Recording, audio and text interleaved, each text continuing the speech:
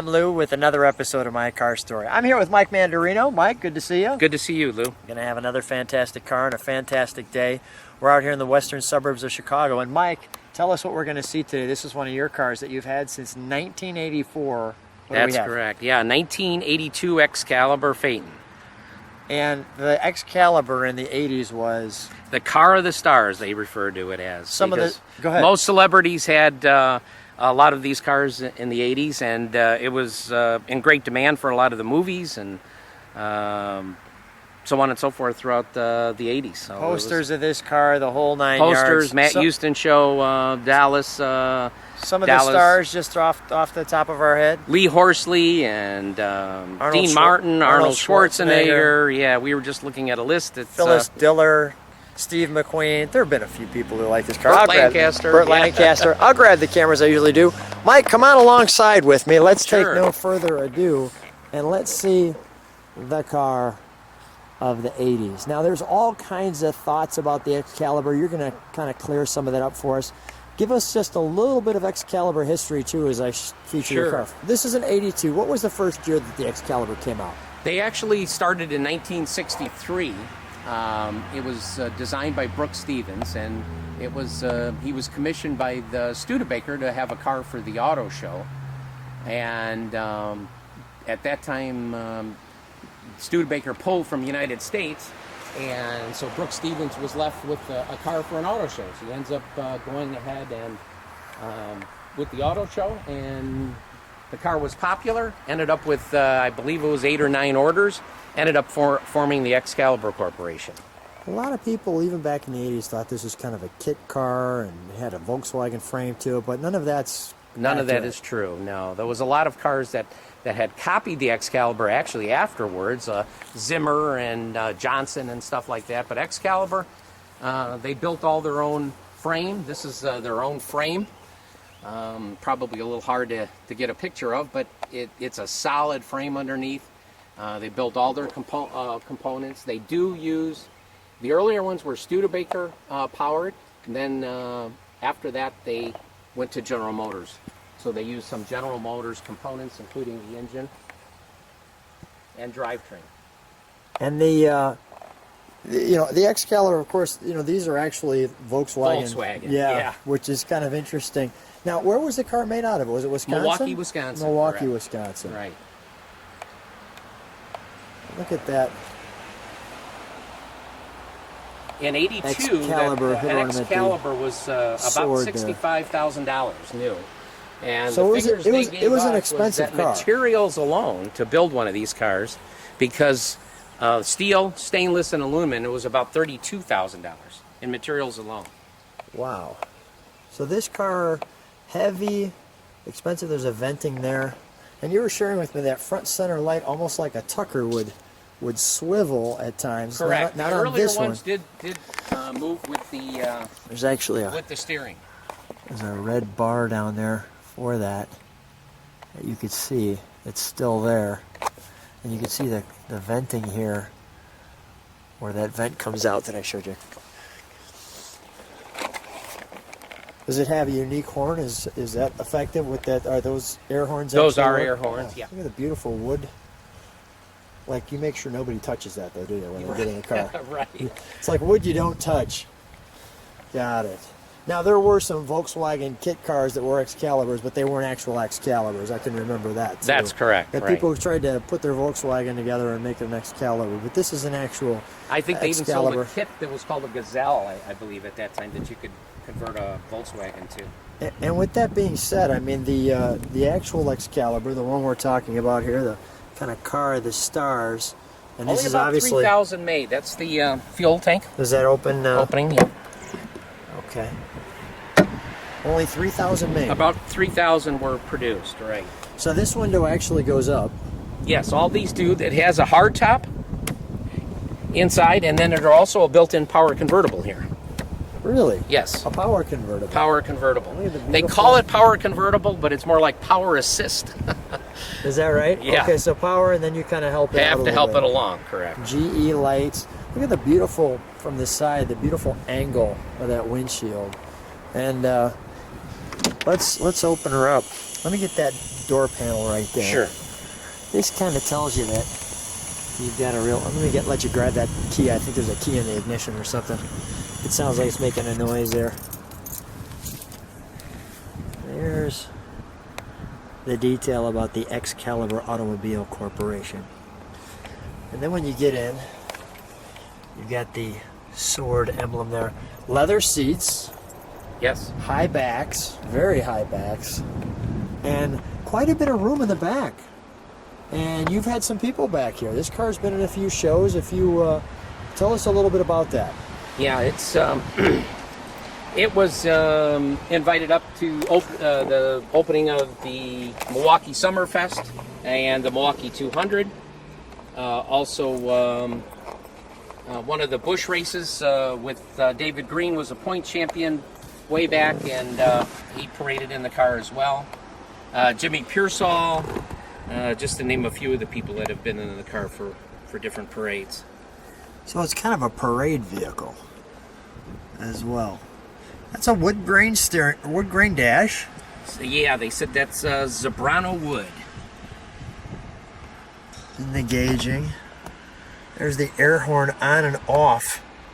I'm guessing you don't keep it on very long. No. So the horn is here, not here.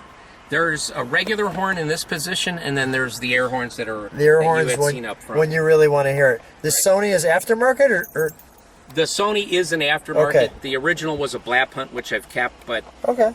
We've added the Sony because it does have a CD player. The original came with a cassette. And the specifically made right for Mike. Beautiful. And I like the doors. I want to get it this way because the sun's kind of hitting it a little bit. Where you see the wood grain, and a grab handle, and a nice little light there. Let's look under the hood while we've got a chance before we start it. Let's start with the far side, just because the sun's hitting that.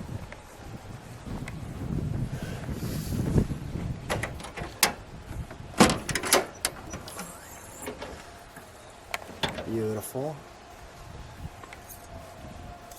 I'm noticing Excalibur under there. What are the... Up on top, these are the regular horns. Oh, regular horns. Okay, these are Right. horns. And the Excalibur air cleaner, no missing that. And it's a V8, you said. So It's these a V8.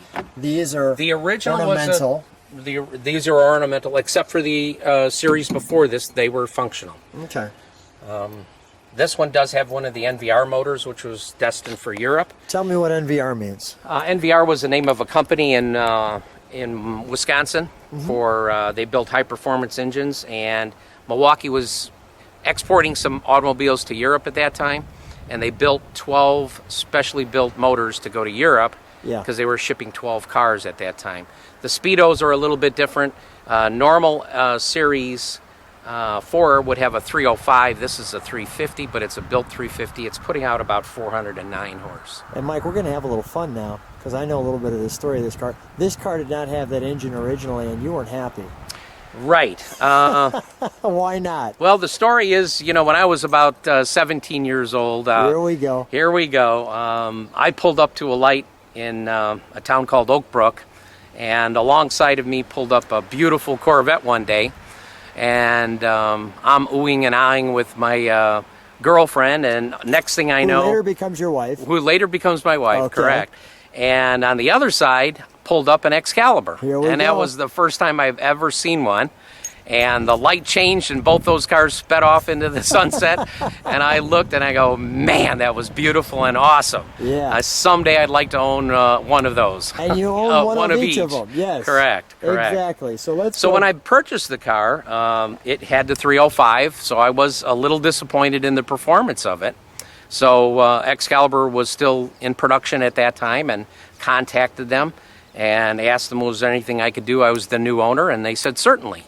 So they invited me up. Very gracious people, awesome to work with. Yeah.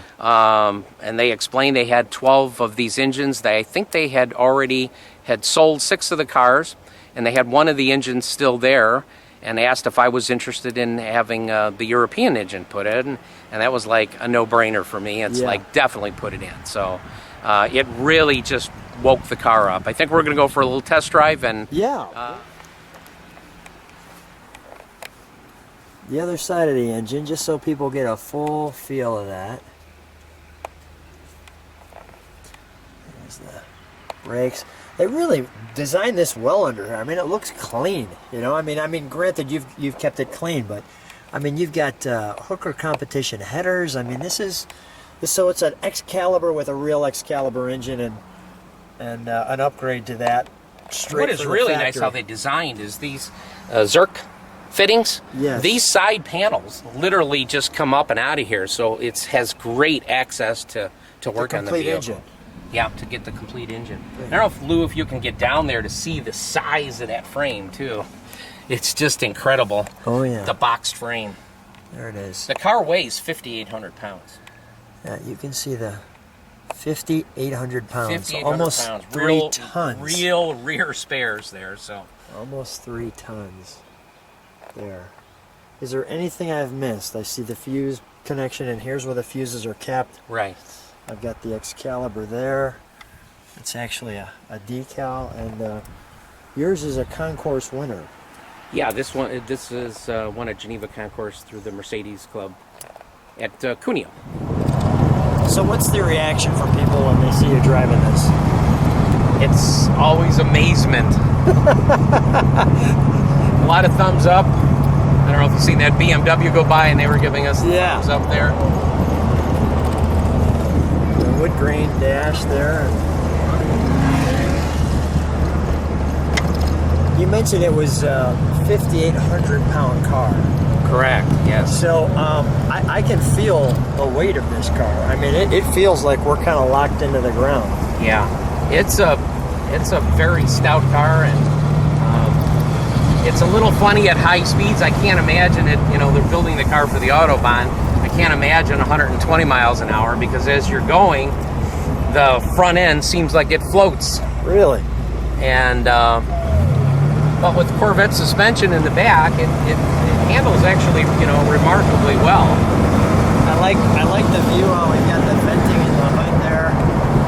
I have let a couple people drive the car, and I always warn them. What is interesting is when you look out the front of that car, where you see your hood ornament headlights, you always have to remember there's at least another 3.5, 4 feet there. Yeah, right. With the air horns and bumpers, so a lot of people have a little difficulty with the distance on the car.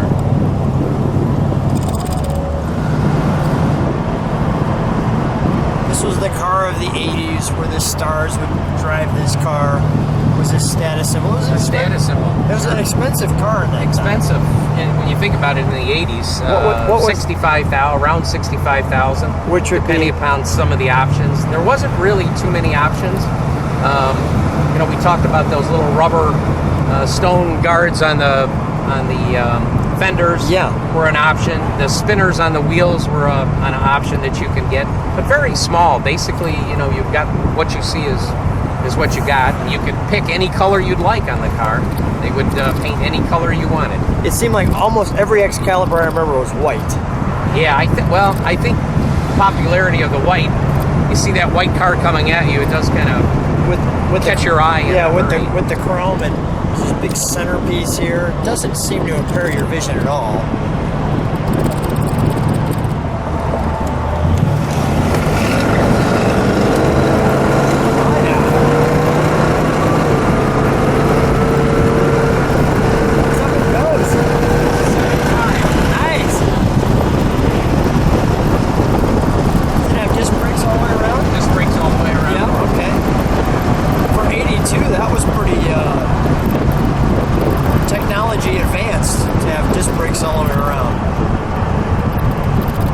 Corvette-like.